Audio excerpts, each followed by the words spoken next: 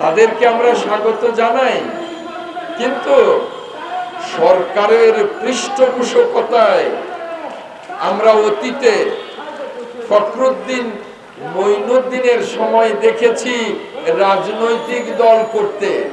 তাদেরকে অনেকেই বলেছেন কিংস পার্টি। এখন কিন্তু সেই কিংস পার্টির অস্তিত্ব নেই। কিংস পার্টিকে এখন কিন্তু আর দেখি না। এরকম রাজনৈতিক দল করবেন, স্বাগতম, কিন্তু সরকারের পৃষ্ঠপোষকতায় সরকারের থেকে রাজনৈতিক দল করবেন, সেটা কিন্তু ওই ফখরুদ্দিন মঈনুদ্দিনের মতোই ওই কিংস পার্টি হবে, জনগণের পার্টি হবে না।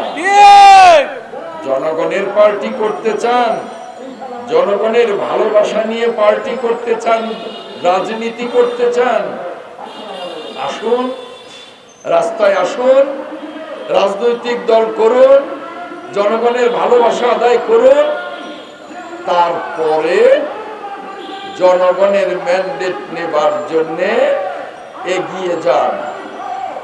এমনিতে জনগণের ভালোবাসা পাওয়া যায় না। এমনিতে রাজনৈতিক দল জনপ্রিয় হয় না। জনগণের কাজ করতে করতে, জনগণের জন্য ত্যাগ তিতিক্ষার মধ্য দিয়েই শহীদ রাষ্ট্রপতি জিয়াউর রহমানের এই বিএনপি আজকে জনগণের দলে পরিণত হয়েছে। এমনি নয়, কথাটা মনে রাখবেন। অনেকে বলেন যে বিএনপির কিছু কিছু নেতা কর্মী নাকি চাঁদাবাজি, দখলবাজিতে লিপ্ত। পরিষ্কার বলতে চাই, বিএনপি চাঁদাবাজি, দখলবাজিতে বিশ্বাস করে না। আমার নেতা দেশনায়ক তারেক রহমান স্পষ্ট করে বলে দিয়েছেন, যারা চাঁদাবাজি এবং দখলবাজিতে যাবেন, দল থেকে শুধু বহিষ্কার হবেন না, তাদেরকে পুলিশের কাছে ধরিয়ে দেয়া হবে। তাই বলতে চাই, কেউ চাঁদাবাজি দখলবাজিতে যাবেন না। চাঁদাবাজি দখলবাজির দল বিএনপি নয়।